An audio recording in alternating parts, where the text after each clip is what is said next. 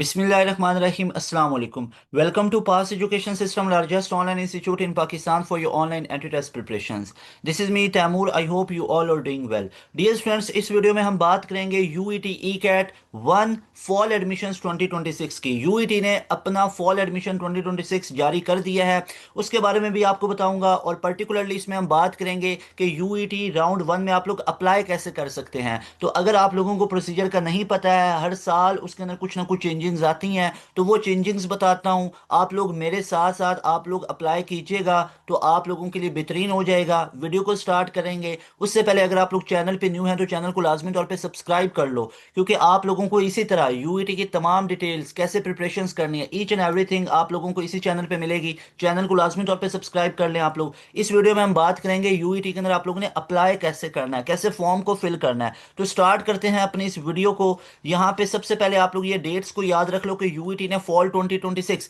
Round one ECAT one की dates को जारी किया है कि आप लोगों का 30 मार्च से 3 अप्रैल तक आप लोगों का यूईटी का राउंड वन होगा। यूईटी का राउंड वन जो होगा वो 30 मार्च से 3 अप्रैल तक होगा। जब आप लोग अप्लाई करोगे, फी पे करोगे, तो आपको डेट मिल जाएगी, या 30 मार्च की मिलेगी, या 31 मार्च की मिलेगी, या 1 अप्रैल की, या 2 अप्रैल की, या 3 अप्रैल की मिलेगी। इन पांच में से एक डेट आप लोगों को मिलेगी, उस डेट पे जाके आप लोगों ने पेपर देना है। बेहतरीन ऑप्शन यही है कि आप लोगों की जो रजिस्ट्रेशन की डेट है ना वो 19 जनवरी से 22 मार्च तक है। तो बेहतरीन ऑप्शन यही है कि फेब के महीने में आप लोग अप्लाई कर लेना, फेब के महीने में अप्लाई कर लेना। अच्छा, इससे होगा कुछ नहीं, मैक्सिमम भी फर्क पड़ा तो 4 दिन का फर्क पड़ना है। एक बच्चे को 30 मार्च की डेट मिल रही है और एक बच्चे को 3 अप्रैल की मिल रही है, तो मेरे भाई कोई फर्क नहीं पड़ना है। तो बेशक आप लोग 22 जनवरी को कर लो अप्लाई, 20 जनवरी को कर लो, 25 जनवरी को कर लो, ठीक है। यहाँ पे कोई ये बात नहीं, मैं आप लोगों को वो नस्ट की तरह, नस्ट में तो 15-20 दिन का भी गैप पड़ जाता है ना, तो नस्ट में होता है कि आप लोग थोड़ा सा लेट जाके डेट सिलेक्ट कर लो।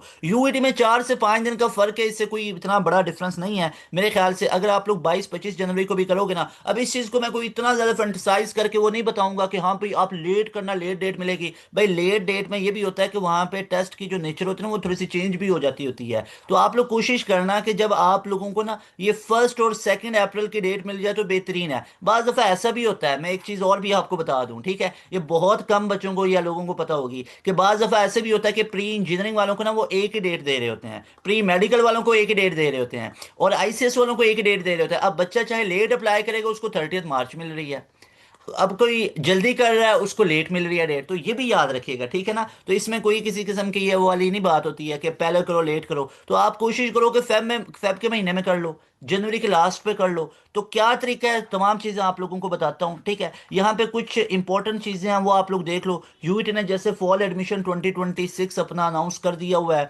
जिसका ये ब्रोशर आप लोगों के सामने है। इसके ऊपर एक डिटेल वीडियो मैंने स्मार्ट बोर्ड के ऊपर भी बनाई थी, जो कि आप लोगों ने लाजमी तौर पे देख ली होगी। अगर नहीं देखी है तो आप लोग लिखो यूईटी फॉल 2026 एडमिशंस बाय पास एजुकेशन सिस्टम, उसमें भी मैंने इन तमाम चीज़ों का एक्सप्लेन कर रखा हुआ है। इसमें मैं आप लोगों को कुछ चीज़ें यहाँ पे बता देता हूँ लिख के, कि आप लोगों का जो टेस्ट होगा, हमारा इंशाल्लाह राउंड वन का जो टेस्ट होगा, वो राउंड वन का टेस्ट हो रहा है 30 मार्च से 3 अप्रैल तक। 30 मार्च से 3 अप्रैल तक हमारा टेस्ट हो रहा है ई कैट राउंड वन। और जो एडमिट कार्ड है, एडमिट कार्ड हम कब के प्रिंट कर सकेंगे, चलो एडमिट कार्ड को ऊपर लिखते हैं इधर। एडमिट कार्ड हम प्रिंट कर सकेंगे 24 मार्च को। सही है, समझ आ रही है मेरी बात की, 24 मार्च को एडमिट कार्ड प्रिंट कर सकोगे। 30 मार्च से 3 अप्रैल तक आप लोगों के पास टेस्ट की डेट्स हैं। उसके बाद 19 जनवरी से लेके हमारे पास डेट है 22 मार्च तक।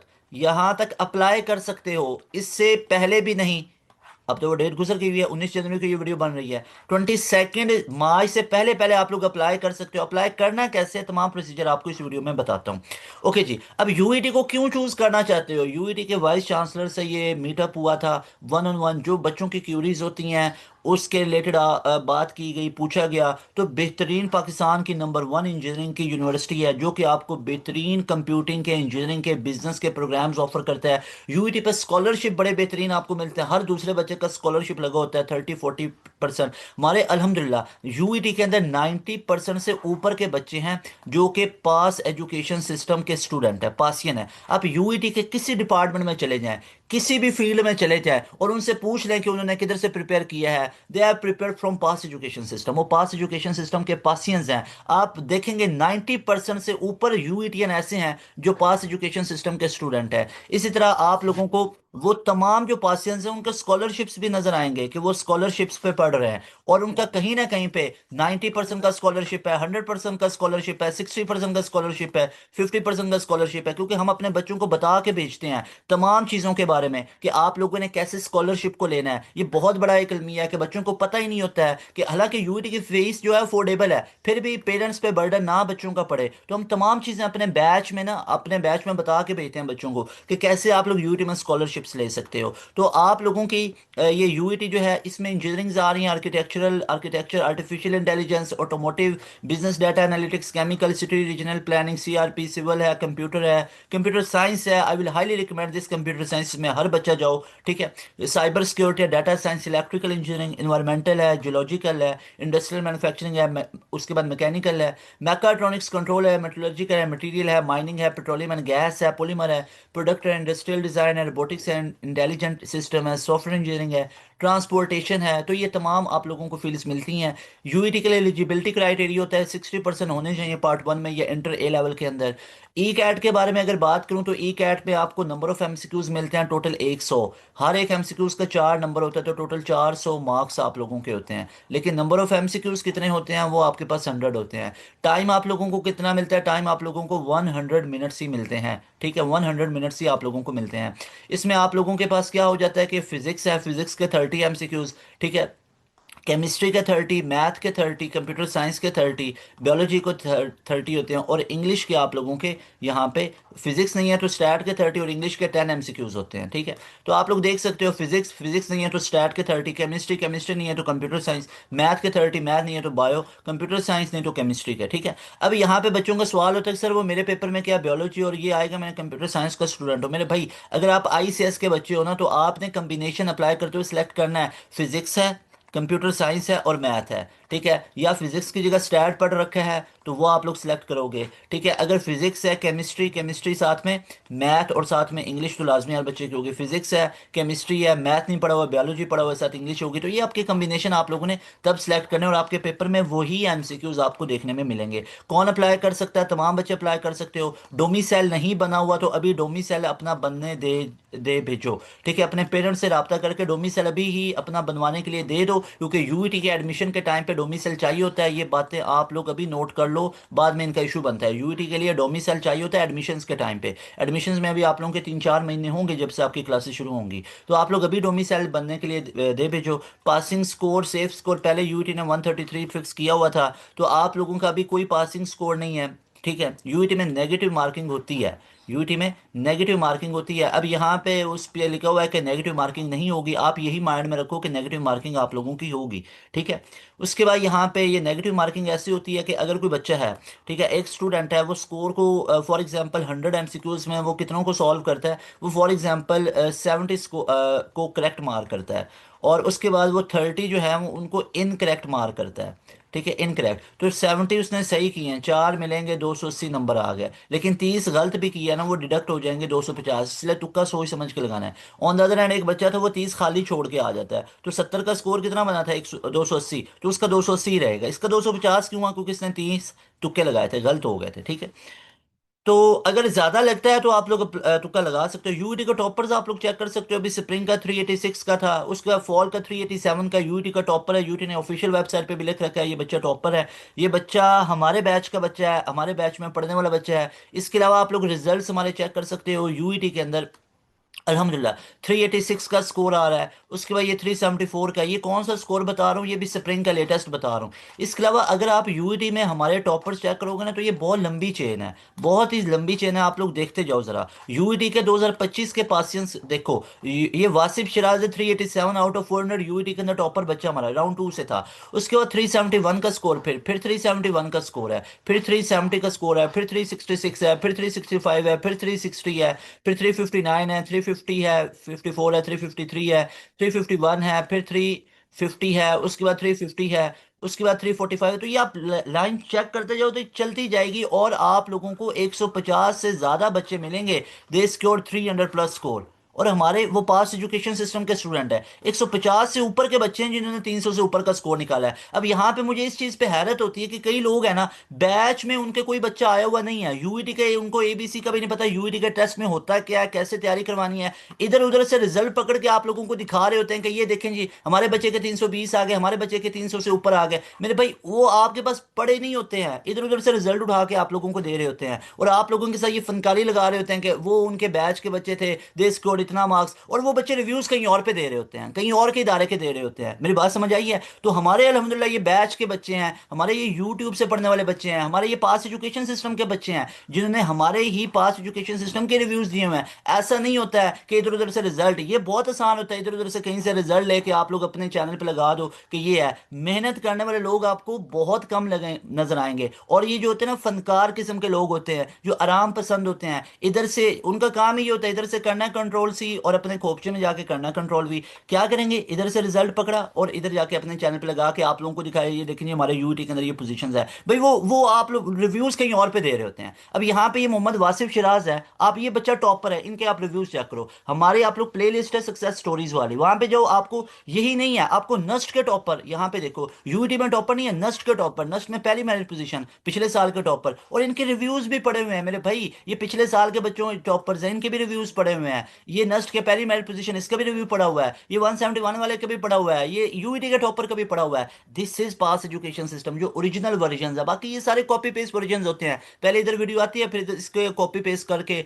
अपना वो थोड़ा सा खोपचे में वो चीजें कर रहे होते हैं। सो थिंग इज कि आप लोगों को यहाँ पे ऐसे लोग बहुत नजर आएंगे, मेहनत करवाने वाले आपको बहुत कम आएंगे। अब मैं अगर आपको मेहनत की बात बताऊं ना, तो आप लोगों के लिए हमने लास्ट ईयर भी एंड गेम अपलोड की थी, और 2025 में इतना शानदार रिजल्ट आया बाय ग्रेस ऑफ अल्लाह सुब्हानहू व तआला, बच्चों की मेहनत के बाद हमने यूट्यूब के ऊपर अपनी एंड गेम्स को पब्लिक किया था, हमने पब्लिकली अपनी एंड गेम्स को, ताकि तमाम पाकिस्तान के बच्चों का फायदा हो। और इस वजह से यूईटी की हिस्ट्री में इतना रिजल्ट आप लोग मुझे दिखाएं कि इतने 300 से ऊपर बच्चे थे। मुझे आप लोग अपने सीनियर से पूछो, अपने आप लोगों के यूईटी में जो बच्चा पढ़ रहे होंगे, आप लोग अपने सीनियर से पूछेगा यूईटी की हिस्ट्री में इतना कभी रिजल्ट है, इतने बच्चे 300 से ऊपर गए हैं?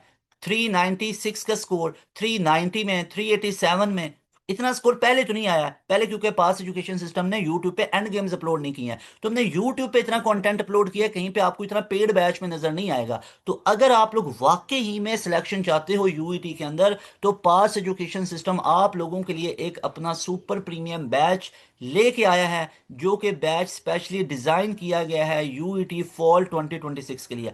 अब बैच में आना क्यों जरूरी है, मैं आपको तमाम चीजें बता चुका हूं, हमारे किस लेवल के रिजल्ट हैं। अब ये न्यू बैच आपको पता है हम हमेशा शुरू करते हैं जब यूईटी अपना फॉल 2026 स्टार्ट करता है, तो अभी फॉल 2026 स्टार्ट हुआ है, तो इस नंबर पे अभी कांटेक्ट करो, take a screenshot of this number, और इस नंबर पे व्हाट्सएप करो कि sir I want to join your batch 3.0 for ECAT round 1। और वो बच्चों को क्लियर कट नो है, जो बच्चे राउंड 2 का सोच रहे हो, मेरे भाई राउंड 2 आप लोगों का अगर मैं बात करूं ना, बहुत हैक्टिक है, टेस्ट की डिफिकल्टी लेवल बहुत आता है। वो तमाम बच्चे जिनका राउंड 1 में स्कोर आया है उसी बेस पे एडमिशन हुआ है, राउंड 2 में जो बच्चा इधर 350 पे था ना, वो राउंड 2 में 280 पे पहुंचा हुआ था। तो राउंड 2 तो बहुत हैक्टिक होता है, यहाँ पे बोर्ड के पेपर से फ्री हुए होगे, यहाँ पे प्यास का राउंड 3 आया होगा, 2 आया होगा, नस्ट का राउंड 4 आया होगा, बोर्ड के पेपर प्रैक्टिकल की टेंशन है, फास्ट यूनिवर्सिटी का टेस्ट आया पड़ा होगा, जीके का टेस्ट आया पड़ा होगा, किस किस को तैयार करोगे? तो राउंड 1 बेहतरीन ऑप्शन है। और इस हमारे बैच में ना सिर्फ यूईटी के राउंड 1 की तैयारी होगी,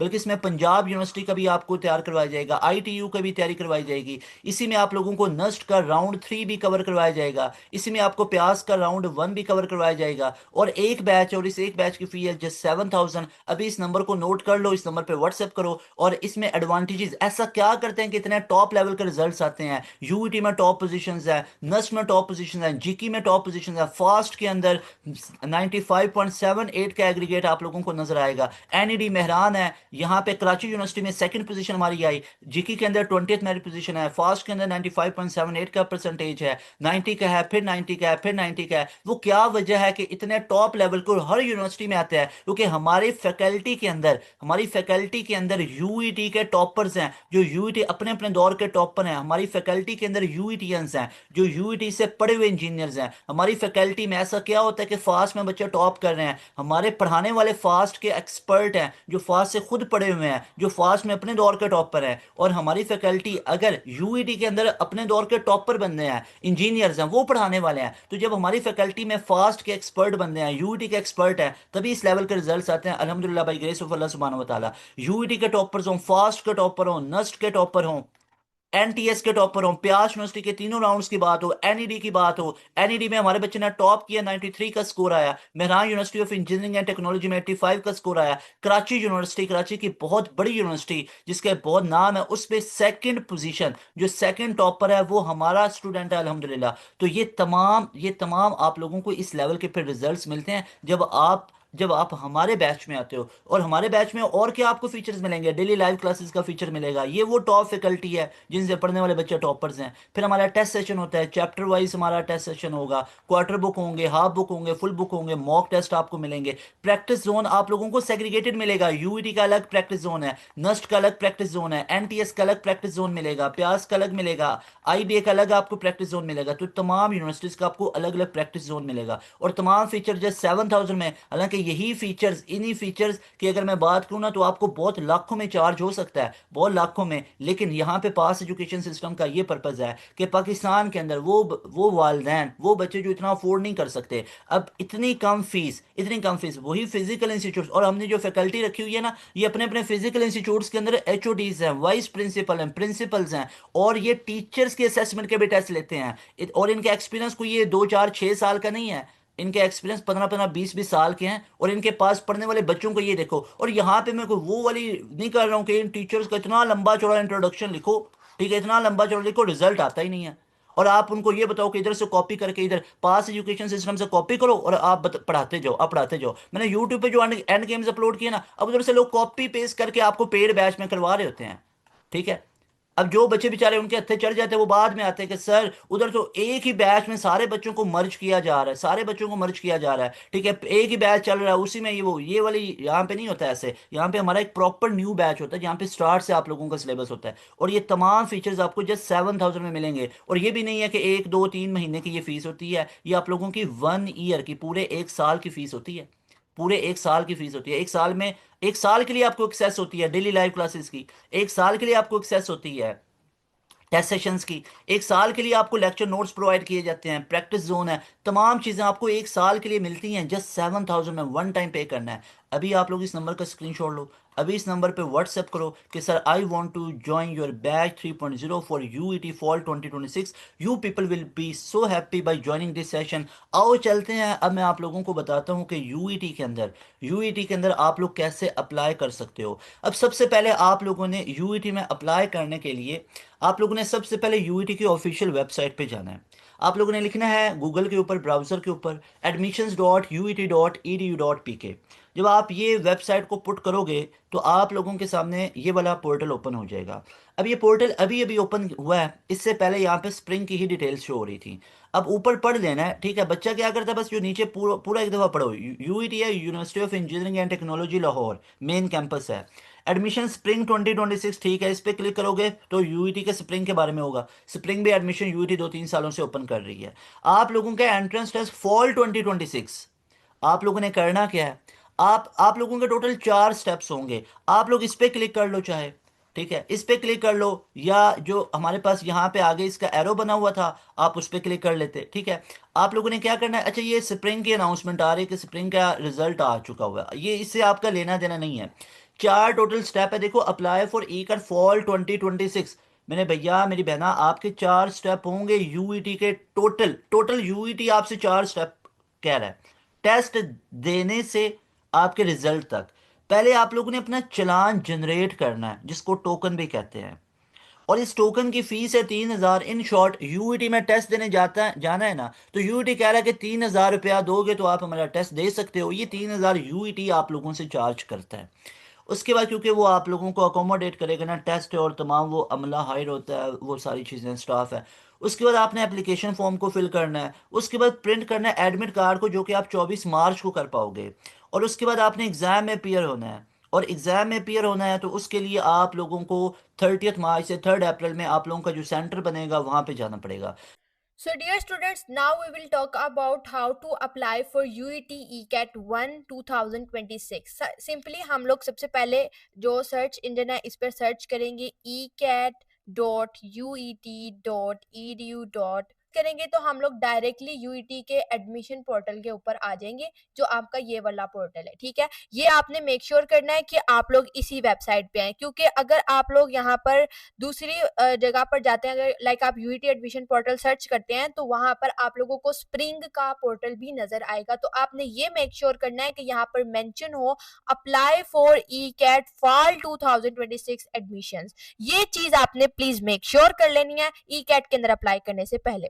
तो आप लोगों के सामने इस तरीके से 5 स्टेप्स जो होंगे, जिसके अंदर फर्स्ट आपका स्टेप है जनरेट फी चलान, और जनरेट चलान और टोकन जिसकी फी है 3000, और आपकी लास्ट डेट है चलान या टोकन सबमिट करवाने की 22 मार्च। ठीक है, 22 मार्च तक आप लोगों ने अपना चलान जनरेट करके या टोकन जनरेट करके इसकी फीस सबमिट करवा देनी है। ठीक है, अब आप लोगों ने अपना जनरेट चलान कैसे करना है, वो इस तरीके से करना है। आप लोग इस टैब के ऊपर क्लिक करेंगे, और जैसे ही आप लोग इस पे क्लिक करेंगे आपके सामने आपकी यहाँ पर आप लोगों ने अपना CNIC पुट करना है, कैंडिडेट नेम अपना नेम एंटर करना है, और अपना फोन नंबर यहाँ पे पुट करना है। उसके बाद आपने ये इक्वेशन सॉल्व करनी है। ये एक वेबसाइट की फॉर्मेलिटी होती है आपकी वेरिफिकेशन के लिए। उसके बाद आपने यहाँ पे क्लिक करना है जनरेट चलान। तो जैसे ही मैं जनरेट चलान के ऊपर क्लिक करूंगी तो मेरे यहाँ पर डाउनलोड्स के अंदर मेरा जो चलान फॉर्म है वो जनरेट हो जाएगा, और वो मेरा चलान फॉर्म जो है वो मेरे डिवाइस के अंदर ऑटोमेटिकली डाउनलोड हो जाएगा। यहाँ पे नीचे मेंशन भी है, योर चलान विल बी और downloaded automatically once you have paid your challan, you should proceed to step 2। उसके बाद आप लोगों ने जब आपका चलान पे हो जाएगा, आपने अपनी वेबसाइट में डाउनलोड्स में जाके चेक करना, वहां पे आपका चलान जनरेट हो चुका होगा। उसको आपने ओपन करना है। ओपन करने के बाद आप लोगों ने उसको पे करवाना है। अब पेमेंट का प्रोसेस क्या है वो भी मैं आपको बताती हूँ, क्योंकि यूईटी के अंदर HBL की ऐप के साथ पे करना होता है, तो उसमें काफी स्टूडेंट्स को इशू आता है। यहाँ पे सबसे पहले हम लोगों ने HBL मोबाइल बैंकिंग ऐप होती है या फिर कनेक्ट HBL कनेक्ट ऐप होती है, उसके अंदर आपने अपना लॉगिन करना है। लॉगिन करने के बाद आप लोगों को यहाँ पर जो पहला इंटरफेस जो होगा, यहाँ पे आपको शो होगा मोर का ऑप्शन। इस मोर के ऑप्शन पे आपने क्लिक करना है। आपके सामने इस तरीके से रेलिवेंट टैब्स आ जाएंगे। इन टैब्स के अंदर आपने एजुकेशन का टैब सिलेक्ट करना है। इसको सिलेक्ट करते ही आपके सामने एजुकेशन के अंदर ये इंस्टीट्यूट पूछेगा। इंस्टीट्यूट सिलेक्ट करने के लिए आप सर्च करेंगे UET Lahore. UET Lahore search करते ही आपको वो उसका चलान नंबर मांगेगा। तो जो आपके चलान फॉर्म नंबर के ऊपर चलान नंबर मेंशन है वो आपने यहाँ पे पुट कर देना है। मैं अभी आपको यहाँ पे अपना चलान नंबर तो नहीं दिखाऊंगी, क्योंकि उसके ऊपर कुछ क्रेडेंशियल मेंशन है, और क्रेडेंशियल्स जो है वो हम आपको ओपनली शो नहीं कर सकते due to the strictly restriction by YouTube policies. तो उसके लिए हम लोग आपको चलान नंबर वगैरह या उसके ऊपर फर्दर डिटेल्स भी होती है तो वो शो नहीं कराएंगे, लेकिन आप खुद देख लीजिएगा उसके अकॉर्डिंगली। उसके बाद जब आप लोग यहाँ पर चलान नंबर पुट करेंगे, इसके बाद वो आपकी ट्रांजेक्शन पूछेगा कि आपने कितनी अमाउंट देनी है, तो आपने 3000 की अमाउंट सेलेक्ट कर लेनी है, और उसके बाद अपनी ट्रांजेक्शन का जो भी प्रोसेस होता है वो आपने कंप्लीट करना है। तो आपके सामने यहाँ पे आपकी ऐसे रिसिप्ट आ जाएगी, जिसके ऊपर रिसिप्ट आईडी, उसका date and time, billing company UET Lahore होगी, और कंज्यूमर नंबर आपका जो चलान नंबर है वो मेंशन होगा। यहाँ पर एक इम्पोर्टेंट बात याद रखनी है आपने। यहाँ पे स्टूडेंट्स बहुत बड़ी एक गलती करते हैं। जब यहाँ पर ये वाली जो रिसिप्ट होती है ना, ये वाली रिसिप्ट आपकी बहुत ज्यादा जरूरी होती है। ये आपकी पेड चलान कॉपी होती है, पेड चलान कॉपी। इसका स्क्रीनशॉट लेके बेशक इसको सेव कर ले मोबाइल के अंदर ऐसी जगह पे जहां से ये डिलीट ना हो सके, या फिर आप लोगों ने इसका प्रिंट आउट निकलवा के इसको अपने इंपॉर्टेंट डॉक्यूमेंट्स के अंदर सेव करके रखना है। क्योंकि जब आपने अपना ई कैट देने जाना होता है, तो अगर आपके एडमिशन पोर्टल पे जाते ही आप लोगों का अगर एडमिट कार्ड जो है वो नहीं डाउनलोड हो रहा है, आपके एडमिट कार्ड में इशू आ रहा है, या किसी और तरह की एप्लीकेशन की वेरिफिकेशन में प्रॉब्लम आता है, तो वहां पे आपको ये रिसिप्ट दिखानी पड़ती है कि yes I have paid the challan, लेकिन मेरा इशू आ रहा है। तो ये आप लोगों के इस तरह के इश्यूज बन जाते हैं, और स्टूडेंट्स बहुत सारे ऐसे इश्यूज लेकर भी आते हैं, हम लोग को इनबॉक्स भी करते हैं, मैसेजेस भी करते हैं कि हमारा ये इशू हो गया। उनको फिर वो आउट ऑफ सिटी स्टूडेंट्स भी होते हैं, तो उनको फिर यूईटी लाहौर एडमिन में ऑफिस में विजिट करना पड़ता है, खुद फिजिकली अपेयर होना पड़ता है अपनी रिसिप्ट लेके। तो ऐसे इश्यूज के लिए इस तरह के रिसिप्ट्स बहुत ज़्यादा ज़रूरी है। बेशक आप लोग ई कैट के लिए अप्लाई कर रहे हो, बेशक आप लोग अपने एडमिशन प्रोसेस फी प्रोवाइड कर रहे हो, या फिर आप लोग अपने सेमेस्टर की फीस दे रहे हैं, कोई भी चालान फॉर्म आप पे करा रहे हैं उसकी रिसिप्ट जो है वो अपनी सेव ज़रूर करके रखें। ये स्टूडेंट्स बहुत बड़े ब्लंडर करते हैं और बाद में वो बहुत परेशान हो जाते हैं सिर्फ एक इस छोटी सी रिसिप्ट की वजह से। तो प्लीज़ मेक श्योर कि आप इसको सेव ज़रूर रखें। इसके बाद आप लोग बैक दोबारा से आएंगे यहीं पर ही, वहां से ही आप लोग बैक करेंगे और सेकंड वाले ऑप्शन पे आएंगे। सेकंड स्टेप है आपका fill application, fill out your application form. यहाँ पे आप अपने फिल एप्लीकेशन फॉर्म के ऊपर क्लिक करेंगे। यहाँ पे अगेन आपसे आपका CNIC और आपका चालान नंबर मांगेगा। जो अभी अभी आपने चालान फॉर्म पे किया है उस चालान नंबर को आप एंटर करेंगे। 15 डिजिट चालान नंबर होगा आपका और साथ में अपना अपना CNIC पुट करना है विदाउट डैशेस, ठीक है। वो आप पुट करते ही आप लोग वेरीफाई करेंगे। अगर तो आपका चालान फॉर्म पेड हो गया होगा तो आप वेरीफाई हो जाएंगे, आपका एप्लीकेशन फॉर्म खुल जाएगा। अदरवाइज आपको थोड़ा वेट करना पड़ेगा, क्योंकि जो HPL है वहां पे आपके चालान फॉर्म पे भी ये बात मेंशन होगी कि जो आपकी वेरिफिकेशन होती है ये आपको नेक्स्ट डे तक पता चल जाती है, ठीक है। तो इसके लिए आपने थोड़ा सा वेट कर लेना। अगर अगर आपका वेट ज्यादा हो गया, 2-3 दिन से ऊपर चला गया, तो फिर आप लोगों को यूटी के एडमिन सेल में कांटेक्ट करके आपको डिटेल्स लेनी पड़ेंगी। अदरवाइज आपका नेक्स्ट डे तक नॉर्मली जो है वो आपका वेरीफाई हो जाता है। वेरीफाई होते साथ ही आपका एप्लीकेशन फॉर्मेट जो है वो खुल जाएगा। अब एप्लीकेशन पोर्टल ओपन होते ही आप लोगों के सामने इस तरीके से आपका कैंडिडेट बायोडाटा लिया जाएगा। इस बायोडाटा के अंदर आपने अपना फुल नेम एंटर करना है, अपनी डेट ऑफ बर्थ एंटर करनी है, अपना CNIC नंबर और अपना CNIC नंबर यहाँ पे अगेन रिपीट करना है। यहाँ पे एक important point to be noted, जो स्टूडेंट्स होते हैं यहाँ पे CNIC डालते वक्त बहुत कंफ्यूज होते हैं। CNIC की जगह पे अपने फादर का CNIC डाल देते हैं, वो आपसे लैदा पूछा हुआ और यहाँ पे मेंशन है कि फादर्स नेम और फादर CNIC। जहाँ पर CNIC सिर्फ लिखा हुआ है वो आपका CNIC है, और उस CNIC का मतलब है कि अगर आपके पास ID कार्ड आपका नहीं बना हुआ तो CNIC की जगह पे आप अपना B फॉर्म नंबर पुट करेंगे। आई एम अगेन रिपीटिंग कि अगर आप लोगों का CNIC नहीं है, CNIC नंबर नहीं है, तो आप अपना B फॉर्म नंबर चेक करेंगे। उस B फॉर्म नंबर के ऊपर जो भी B फॉर्म नंबर आपके नाम के आगे लिखा हुआ है वो आपका एक्चुअली CNIC नंबर होता है, उसको आपने पुट करना है। उसके बाद आपने अपना जेंडर सेलेक्ट करना है, अपना फादर नेम और फादर का CNIC विदाउट डैशेस, उसके बाद कॉलेज नेम और यहाँ पर अपना फोन नंबर फॉर्मेट। यहाँ पे ये आप लोगों के पास 2 फोन नंबर्स के ऑप्शन है, आप लोगों के पास ये वाला ऑप्शनल है, आप डाल भी सकते हैं, नहीं है दूसरा तो कोई बात नहीं, आप इसको ब्लैंक भी छोड़ सकते हैं, नो इशू एट ऑल। इसके बाद आप लोगों ने अपना प्रोविंस सिलेक्ट करना है, अपना डिस्ट्रिक्ट सिलेक्ट करना है, सिटी सिलेक्ट करना है और डिस्ट्रिक्ट ऑफ डोमिसाइल सिलेक्ट करना है। डिस्ट्रिक्ट ऑफ डोमिसाइल वो होता है आप लोगों का एक डॉक्यूमेंट होता है, इंपॉर्टेंट डॉक्यूमेंट होता है, आपके एडमिशन प्रोसीजर का इंपॉर्टेंट पार्ट होता है जो स्टूडेंट्स अक्सर मिस कर देते हैं और उसकी वजह से एडमिशन के प्रोसेस में उनको बहुत इशू होता है। That is your domicile. अगर आप लोगों ने अभी तक अपना डोमिसाइल नहीं बनवाया हुआ तो उसको बनवा लें, क्योंकि एडमिशन के टाइम पे आपको वो बहुत इशू क्रिएट करता है। उसके ऊपर आप लोगों का मेंशन होगा डिस्ट्रिक्ट ऑफ डोमिसाइल, वो आप लोगों ने सेलेक्ट कर लेना है। उसके बाद आप लोगों ने यहाँ पर एजुकेशनल इंफॉर्मेशन सेलेक्ट करनी है। This is very important part. यहाँ पे एजुकेशनल इंफॉर्मेशन सिलेक्ट करते वक्त आप लोगों ने अपनी सिलेक्ट करनी है क्वालिफिकेशन। क्वालिफिकेशन मतलब कि आप लोगों ने अपने इंटरमीडिएट के अंदर कौन कौन से सब्जेक्ट्स पढ़े हुए हैं, वो सब्जेक्ट्स आप लोगों ने यहाँ पर मेंशन करने हैं। अब फॉर एग्जाम्पल यहाँ पर आप लोगों के पास ऑप्शन आते हैं, मल्टीपल ऑप्शन आते हैं। इंटर इक्विवेलेंट है फिजिक्स, मैथ्स और केमिस्ट्री, यानी कि pre engineer FSC pre engineering background के स्टूडेंट्स। उसके बाद आती है ICS physics, computer science, maths और फिजिक्स। उसके बाद आती है फिजिक्स, उसके बाद स्टैट्स विद फिजिक्स आती है।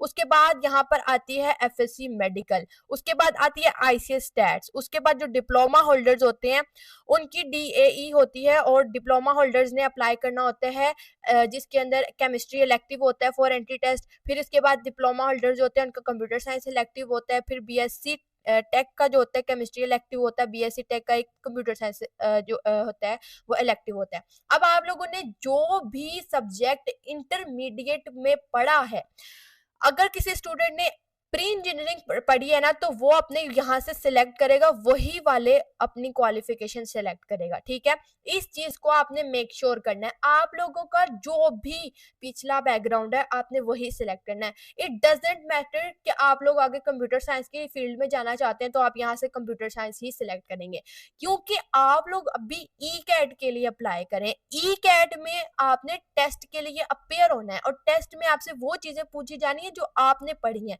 तो आपने उनको बताना है कि मैंने ये पढ़ा है तो इसमें से मुझसे पूछा जाए। अब प्री इंजीनियरिंग वाला स्टूडेंट्स आईसीएस फिजिक्स या आईसीएस स्टैट को सिलेक्ट कर ले और बाद में उसको केमिस्ट्री की जगह कंप्यूटर आई होगी तो वो कंप्यूटर के क्वेश्चंस कैसे सॉल्व करेगा। और सोचें 30 एमसीक्यूज कंप्यूटर आके आते हैं, 30 ही केमिस्ट्री के आते हैं। अब जो स्टूडेंट 30 नंबर के एमसीक्यूज छोड़ आएगा उसके 120 नंबर 400 में से वैसे ही चले जाएंगे, क्योंकि 4 नंबर का आपका एक क्वेश्चन होता है। तो अगर वही चले जाएंगे तो फिर आपका पीछे क्या बच जाएगा। तो आप लोगों ने अपनी ये क्वालिफिकेशन बहुत ध्यान से सिलेक्ट करनी है। जब आप क्वालिफिकेशन सिलेक्ट करते हैं तो जो भी क्वालिफिकेशन सिलेक्ट करते हैं उसके अकॉर्डिंगली आपके कॉम्बिनेशन यहाँ पर शो हो जाते हैं यहाँ पे, ठीक है। उसके बाद आप लोगों ने अपना कैंपस सिलेक्ट करना है कि आप लोग किस कैंपस में जाके टेस्ट के लिए अपेयर हो सकते हैं। उसके बाद यहाँ पर आप लोगों ने ये 2 डबल टिक्स को इनको आप लोगों ने चेक मार्क एनेबल कर देना है, ताकि आप लोगों की सबमिशन के लिए जो आप लोगों का यहाँ पर बटन है, यहाँ पे अभी यहाँ पे शो नहीं हो रहा, यहाँ पर आप लोगों का एनेबल हो जाएगा। यहाँ पर लिखा है I understand that once I submitted my application I will not be allowed to change my information. आप लोगों ने इसको एक दफा वेरीफाई कर लेना कि आप लोगों ने इन्फॉर्मेशन सारी सही से पुट की हो। I understand that date and time of the test will be assigned by UET. If I couldn't appear at the given time and date I have no right to reappear, ठीक है। अगर आप लोगों का UET के अंदर जो भी आपको एडमिट कार्ड के ऊपर टाइम दिया गया, आप अगर उसमें नहीं अपेयर नहीं होंगे तो आप लोग यूईटी के अंदर दोबारा रीअपेयर टेस्ट के लिए नहीं हो सकेंगे। फिर आप लोग ई कैट 2 ही दे सकेंगे, 1 नहीं दे सकेंगे, ठीक है। तो ये आप लोगों का सारा एडमिशन प्रोसीजर है। अब जब आप लोगों ने इसके बाद यहाँ पर आप लोगों ने वन इम्पॉर्टेंट थिंग, आप लोगों ने यहाँ पर अपनी फोटो भी अपलोड करनी है। और फोटो अपलोड करते वक्त अगर आपको इश्यू आ रहा है आपकी फोटो अपलोड नहीं हो रही है तो मेक श्योर कि आपकी फोटो का साइज छोटा हो। उसके लिए आप लोगों ने सिंपली क्या करना है, गूगल के ऊपर इमेज कंप्रेसर पे जाना है और वहां पे अपनी जो भी इमेज आपने डालनी है उसको वहां पे डाल के उसको कंप्रेस कर लें, ताकि वो उसका साइज छोटा हो जाए और वो यहाँ पे आ सके। क्योंकि उसकी एमबी ज्यादा हो जाती है तो उसकी वजह से वो पुट नहीं हो रही होती है वेबसाइट के ऊपर, वो हैवी हो रही होती है तो वो अपलोड नहीं हो रही होती है। तो अगर आप लोगों के साथ ऐसा कोई इशू हो रहा है तो सिंपली गूगल पर जाके इमेज कंप्रेसर वेबसाइट सर्च करें कोई भी, उसके अंदर अपनी पिक्चर को अपलोड करें, वो आपकी कंप्रेस होगी, वो कंप्रेस्ड पिक्चर को आप लोग इसके अंदर अपलोड करें तो आप लोगों की पिक्चर अपलोड हो जाएगी। अदरवाइज अपनी वेबसाइट को रिफ्रेश करके देखें, मे बी वेबसाइट का ग्लिच भी आ सकता है। तो ये चीज आप लोगों ने देख लेनी है। तो ये आप लोगों की यहाँ पर अभी यहाँ पे लिखा हुआ आ रहा है एप्लीकेशन नॉट सबमिटेड, तो यहाँ पे आप लोगों का एक आइकन यहाँ पर टैब आएगा सबमिट। उस सबमिट के ऑप्शन को आपने टिक करना है और आप लोगों की एप्लीकेशन जो है वो सबमिट हो जाएगी, ठीक है। अब इसके बाद आप लोगों ने क्या करना है, इसके बाद आप लोगों ने सिंपली ई कैट की तैयारी करनी है। बाकी सारा काम आपका अप्लाई के प्रोसीजर वाला हो गया है। यहाँ पे आप लोग देख सकते हैं कि एडमिट कार्ड प्रिंट करना है आप लोगों ने 24 मार्च को। 24 मार्च को आप लोग अपना एडमिट कार्ड प्रिंट कर सकते हैं या रोल नंबर स्लिप। और उसके बाद अपेयर इन एग्जाम, यहाँ पे एग्जाम गाइड जो है वो आप लोगों को मेंशन है कि आप लोगों को क्या क्या रिक्वायर्ड, आपका एडमिट कार्ड, आपकी ओरिजिनल फोटो आईडी मतलब कोई भी आप लोगों का सीएनआईसी है, आपका ओरिजिनल मैट्रिक का रिजल्ट कार्ड है, ओरिजिनल इंटरमीडिएट पार्ट 1 का रिजल्ट कार्ड है, जिसके ऊपर आपकी फोटो की आइडेंटिफिकेशन पॉसिबल हो सके और वो ओरिजिनल हो। जिस भी डॉक्यूमेंट के थ्रू आप अपनी फोटो आईडी दिखा रहे हैं वो ओरिजिनल हो, तो वो आप लोगों ने दिखानी है। और 30 मिनट्स बिफोर योर टेस्ट आप लोगों ने अपेयर होना है वहां पे। ओरिजिनल फोटो आईडी में भी सीएनआईसी और पासपोर्ट और मैट्रिक और फर्स्ट ईयर सर्टिफिकेट, और ये ओरिजिनल होना चाहिए, ठीक है। उसके बाद calculators, books, notes, mobile phone and handbags are not allowed in the test hall. Superintendent will provide a piece of paper for rough worksheets and student can only bring a simple ballpoint. आप लोगों को simply sheets भी provide की जाती हैं rough work के लिए paper आपका कंप्यूटर बेस्ड ही होता है और सिर्फ आप एक बॉल पेन लेके जा सकते हैं जिससे आप लोगों ने लिखना है। बाकी आप लोगों को और कुछ भी नहीं लेके जाना है, एडमिट कार्ड, अपनी एक फोटो आईडी, बाकी उसके अलावा आप एक बॉल पेन और कुछ भी नहीं लेके जाना। और सेकंड और जो रिजल्ट का ई कैट का जो रिजल्ट है वो आप लोगों का 17 अप्रैल को अनाउंस होगा, ये यहाँ पर मेंशन है। So this is the whole process about UET ECAT Fall 2026 application process. I hope कि आप लोग इसको understand कर गए होंगे. If you have any query regarding application process, do comment out in the comment section below this video. Thank you so much.